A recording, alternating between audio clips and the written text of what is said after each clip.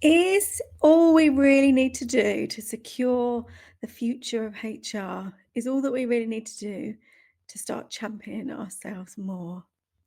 That's the question that I'm going to be answering in this live because I saw the comment, the notion was that in order for HR to have the impact that we want to have, to secure our future, that we really needed to become our own biggest champions.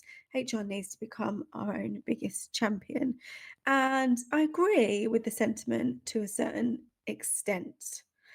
So, is it as simple as HR for us to champion ourselves more? I do agree with that sentiment. I work predominantly with women in HR, and HR is a predominantly female, it's mostly women within it. And because of that, I get to talk to a lot of people about how they feel about talking about their achievements and how they feel about asking for promotions or for stretch projects or to be involved in different things within the business or to get a pay rise. And it comes down largely a lot of the time to generally we don't really feel comfortable talking about our achievements because for many different reasons. And I was reflecting beforehand thinking, I think it comes down to like competitiveness or an element of competition, a kind of feeling that underneath us talking about our achievements or what we're doing in the world, that must then mean that we have to reduce someone else's impact or pull someone else down in order for us to be in the spotlight. That's what I think we see and we observe sometimes in the workplace is that to have success, to have impact, to have authority, you see this competition of sales is more important than HR and marketing is more important than this and finance is the be all and end all. And so in order to elevate our own impact, we have to reduce the impact of others. Ultimately, it means that people are not feeling comfortable in talking about their achievements, which does have its problems for us, right? So, as people already think, what does HR do? What work are we doing? And it's hard for us sometimes to talk about that because of the confidentiality of the things that we're involved in. So, we're not going to be bragging about the fact that we did really successfully did a redundancy program that didn't result in any employment tribunals. That's not the kind of stuff that we're going to be bragging about. Yes, such a good comment that's come in. Our role is often to make others shine, and we're happy to celebrate others. Absolutely. And we do that really well. And we advocate for others, and that kind of stuff is just actually really easy for us. It's easy for us to say, this is what other people are doing. It's really cool. And because of the work that we do, it doesn't feel right to celebrate a lot of the stuff that we do because that's like really icky and we're not those kind of people. So whilst yes, I agree, there is space for us to talk more about our impact and the good stuff that we are doing.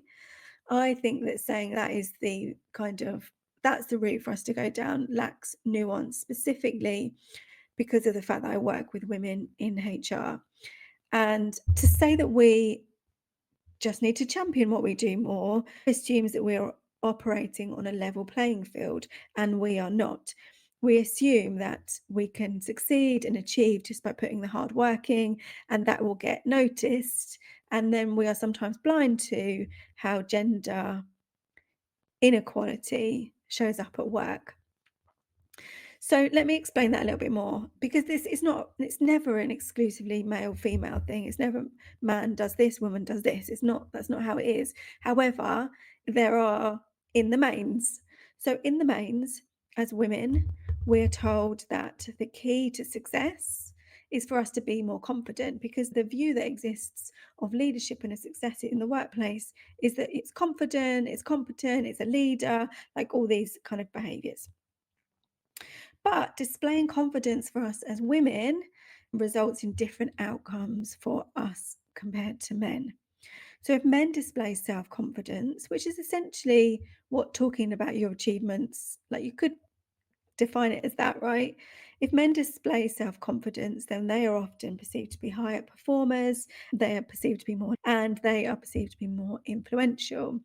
Now, as women, we need to conform to the feminine gender stereotype. So if we are self confident, then we also need to be nurturing and supportive of colleagues in order to have the same influence as our co-workers. And if we don't meet these expectations, these very kind of narrow range of acceptable behaviours, then we don't benefit from having self confidence in the same way as men. So it's okay to say, yes, we do need to talk about our achievements a bit more as HR professionals.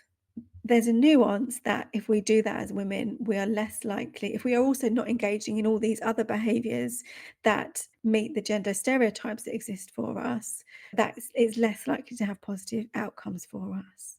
That's an important nuance I think that we should be open to and we should be aware of. We also, as women, pay a performance tax. So we are not perceived to be as competent as men to start off with. Don't hate me. This is all research backed. I'm going to share the book that kind of is like my Bible with all the different studies and stuff in it.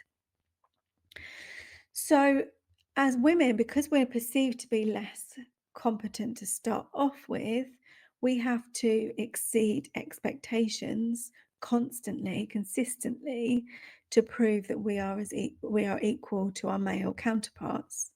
My kind of take on that is even if we are talking about our successes and the things that are going well as a result of our contribution to the workplace, then it's more likely that it's going to be devalued if we as women are the ones that are presenting that.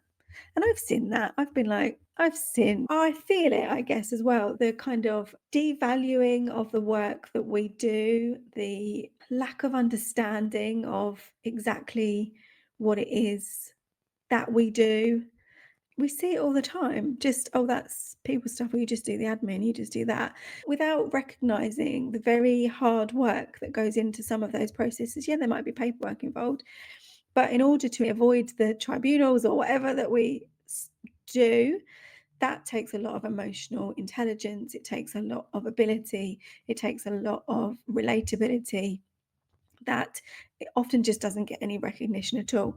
So,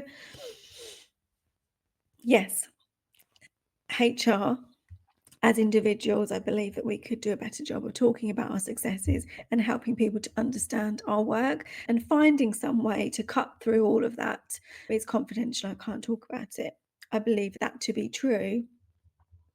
I also think that we should be conscious to and aware of the nuances of being women in this profession and how that might impact on our ability to get our value across, to express that, to have that received in a way that is likely to advance us and progress us both as women and as a profession. Those two should go hand in hand, really. So what does all of this mean for us and how do we actually do this? The first tip that I have for you is to reframe self-promotion as sharing value. I've really had to do a lot of work on this as a self-employed person these days, because how cringe is it? How cringe is it to have to sell yourself? Oh, I can't talk about myself and the great work that I do because that's just so horrible. Because I've had all the conditioning too that says that I shouldn't talk about what I achieve and my achievements because that's bragging and that's horrible and that's icky. When in reality, by talking about what people can achieve by working with me, it means that more people can then work with me and get those outcomes, right? If we reframe talking about our achievements and our work as an opportunity for more people to benefit from the brilliance that we bring to the world, that might make it more comfortable for us as individuals to then talk about the value that we're making and the value that we're providing and the contribution that we're making. So reframe self-promotion, because if that sounds icky, and simply talk about it as an opportunity for more people to benefit from the things that I do brilliantly. That's my tip number one. Reframe how you think about it. Tip number two is to detach from the emotion of I feel horrible about talking about myself and focus on facts. So if you are not already keeping a log of the things that you're doing really well, then you need to start. And you need to be recording, what was my role specifically?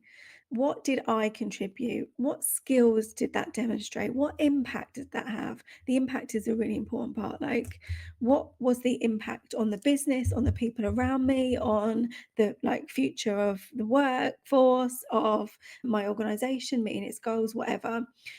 Keep a record of that so that you are like keeping your own list of your brilliance, because you're going to need that, and you're going to need it to be objective in the same way that you tell your managers to write a performance review for somebody else. Do that for yourself and do it regularly. So any project that you're working on, any piece of work that you're doing, at the end of your week, just write down your three main achievements, and before you long, that is going to add up. I think that's really good practice to get into anyway, particularly in the kind of work that we do where we get thrown off track so often by all the things that kind of come our way. So reframe self-promotion as an opportunity for other people to benefit from your brilliance. Detach from the emotion of trying to talk about yourself, and keep a record. Start keeping your own celebration list, your own like achievement list that you can refer to and go back to, and start talking to people about in a safe environment. So you might not want to stand up in a meeting of your like senior team and go, I did this. That might feel too icky, but start talking like one on one. Yeah, I did this. I was proud of this. Can you actually say I was proud about anything? Because you should be able to, because pride's not a bad thing. Doing something and taking pride of it, that's what keeps us going, right? For doing work that feels meaningful and valuable. So record that down, the times that you're feeling pride, and do more of that stuff. So I said I would mention a couple of resources for you. The first one is this book here, which is called The Fix: Overcome the Invisible Barriers That Are Holding Women Back at Work. Now, this is for me, I think any woman should read this, as to understand the barriers you're likely to come across as a woman in the workplace, but also how more barriers exist for women who, I'm a white woman, I benefit from privilege. So anyone who's not white, for example, anyone with a disability, they suffer from even more of these barriers. So it's really good for us as HR professionals, to understand for ourselves the kind of things that are getting in the way, but also to understand that once we understand our barriers, we can then start opening doors for other people too. Really good. But even if not as a woman, if you're a man, anyone read this if you're interested in actually creating workplaces that benefit everyone and give everyone equal opportunity. That's my first read. The second one is this book. It's called Fuck Being Humble. She puts a little asterisk over it, but how do I do that when I'm saying it? I don't know. Really great book on why self-promotion isn't a dirty word. Takes you through loads of different chapters about the kind of things you might want to be thinking about to get more comfortable promoting yourself. So yes, HR professionals, I am talking to you, those individuals sitting in your organizations, doing amazing work with people, making a brilliant contribution.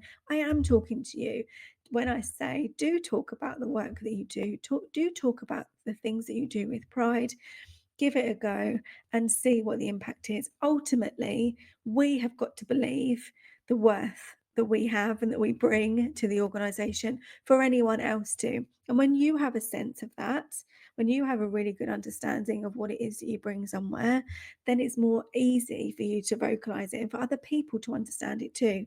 All the while you're talking in terms of just HR and not a strategic contributor and I'm not commercial and all that kind of stuff.